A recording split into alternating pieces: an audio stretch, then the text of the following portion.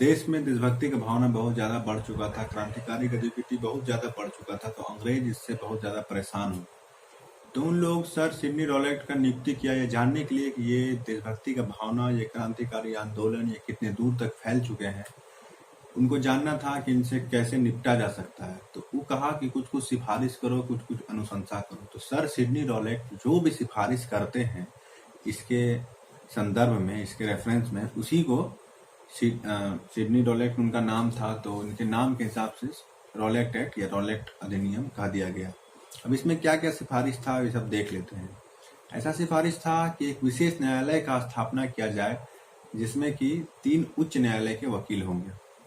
दूसरा उनका सिफारिश था कि ऐसे प्रूफ्स को वैलिड मान लिया जाता है जो कि नॉर्मली विधि के समक्ष वैध नहीं है, यानी कि कानून के समक्ष जो कि नॉर्मल कंडीशन में वैध नहीं है, उन प्रूफ्स को अब वैध मान लिया जाता है। नंबर 3, बिना वारंटी के तलाशी और गिरफ्तारी का प्रावधान हो गया, यानी कि उनको आपके घर में तलाशी लेने के लिए वारंट जारी करने का जरूरत नहीं है, उनके आपके साथ गिरफ्तारी करने के लिए वारंट जारी करने का जरूरत नहीं है।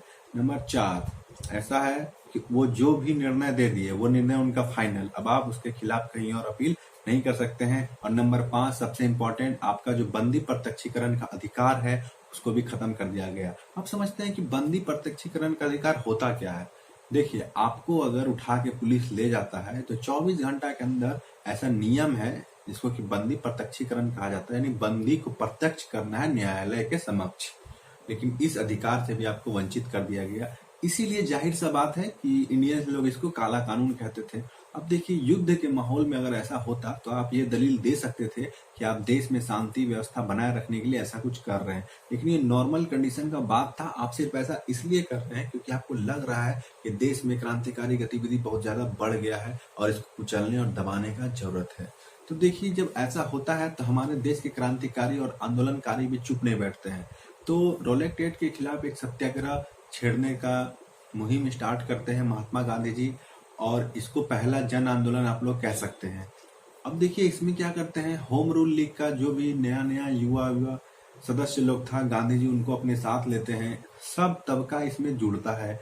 ये एक जन भागीदारी का आंदोलन बनता है। गरीब लोग, छोटे लोग, बड़े लोग, हर प्रकार के लोग इस आंदोलन से जुड़ते हैं और इस आंदोलन को सक्सेसफुल बनाने की कोशिश करते हैं, क्योंकि गांधी जी देख लिए कि संवैधानिक तरीके से, यानी विधिक तरीके से इसको रॉलेट एक्ट को ये लोग खत्म नहीं कर सकते हैं, और ये दबाव बनाना चाहते हैं सरकार पे कि भाई आप लोग ये रॉलेट एक्ट को हटा दो, ये बहुत ही गलत है, ये अमानवीय है, ये कानून अमानवीय है, इसको आप लोग हटा दो। पर ऐसा कुछ होता प्रतीत नहीं होता है।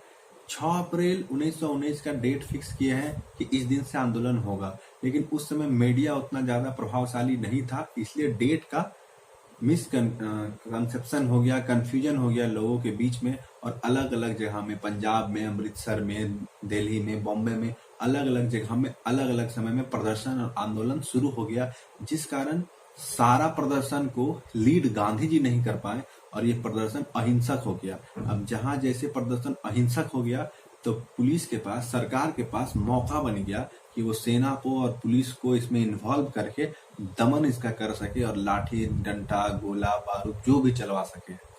अहिंसक प्रदर्शन और हिंसक प्रदर्शन में यही अंतर है कि सरकार के पास अब बेनिफिट आ जाता है प्रदर्शन हिंसक होने से, कि हम शांति व्यवस्था बहाल करने के लिए असामाजिक तत्वों को दबा रहे हैं। समझ रहे हैं आप, इसलिए प्रदर्शन को अहिंसक रखते थे गांधी जी। और अभी भी कोई भी मैटर को लेके आपको अगर प्रदर्शन करना होता है सरकार के खिलाफ तो कहा जाता है कि अहिंसक प्रदर्शन कीजिए, आपके कारण देश का किसी भी प्रकार का संपत्ति, देश का किसी भी प्रकार का मानहानि, क्षति नहीं होना चाहिए। समझ रहे हैं, तो वैसा कुछ हुआ नहीं, प्रदर्शन अहिंसक हो गया। 10 अप्रैल को क्या हुआ, सैफुद्दीन किचलू और डॉक्टर सत्यपाल को गिरफ्तार कर लिया गया अंग्रेज के द्वारा। ठीक है, तो अब इनके खिलाफ देखिए, इनका गिरफ्तारी हो गया, रॉलेट एक्ट पास हो गया है, प्रदर्शन हिंसक हो गया है। अब मामला धीरे धीरे बिगड़ता जा रहा है।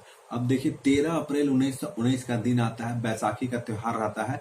जलियांवाला बाग, जल्लू नाम करके एक आदमी था, उन्हीं का जगह था, प्रॉपर्टी था पहले इसके समय में, तो जलियांवाला बाग करके अब उसको नाम से लोग जानते हैं।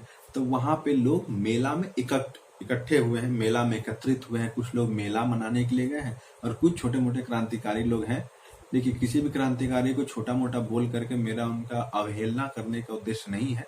छोटा मोटा बोलने का संदर्भ इसलिए है कि एक साइड में गांधी जी है और एक साइड में ये बाकी के क्रांतिकारी है, इसीलिए बस, ठीक है।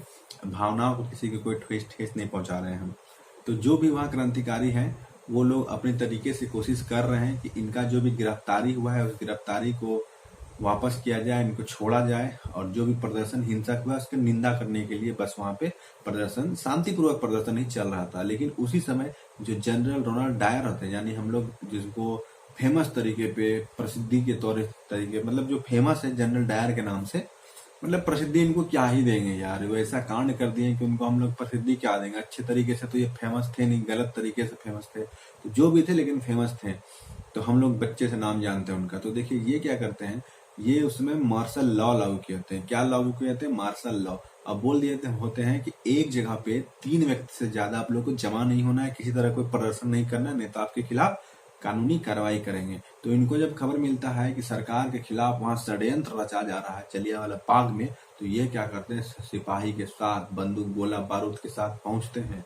जितना एग्जिट पॉइंट था सारा एग्जिट पॉइंट पे अपना सिपाही खड़ा करते हैं और धंधना के गोली चलवा देते हैं। अब इससे होता क्या है, अंदर में जितना भी निर्दोष, मान लीजिए बच्चा है, उसको आंदोलन से उतना समझ भी आंदोलन नहीं है, छोटा छोटा बच्चा को क्या समझ होगा।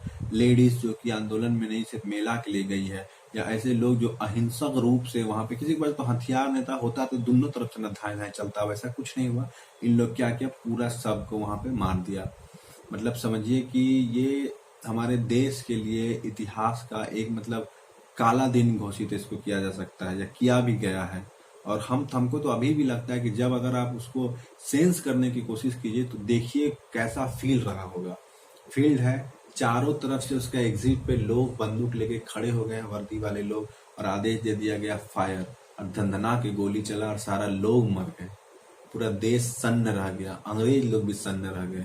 यहाँ तक कि एक अंग्रेज तो एपीजे टेलर करके हैं, एपीजे टेलर, तो उन्होंने तो कहा कि ये जो है ये ऐसा एक घटना है जिससे कि पहली बार ये एक टर्निंग पॉइंट के रूप में काम करेगा, जिससे पहली बार जो हिंदुस्तानी वर्ग है वो अंग्रेज से अपने आप को अलग महसूस करने लगेगा। इस घटना के बाद से अब उनको समझ में आने लगेगा कि ये अंग्रेज अपनी मनमानी करने के लिए, अपनी चलाने के लिए हम पे किसी भी प्रकार की ज्यादती करने को आमदा है, वो कुछ भी कर सकते हैं, किसी बात से पीछे नहीं हटेंगे।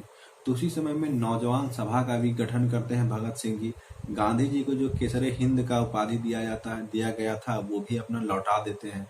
रविंद्रनाथ टैगोर को भी जो सर का उपाधि दिया गया था वो भी लौटा देते हैं। मतलब जिनको जो जो उपाधि बड़ा बड़ा दिया गया, सब अपना अपना उपाधि को लौटा देते हैं और बताते हैं कि देखो हम लोग कितना क्षुब्ध हैं तुम्हारे इस घटना से।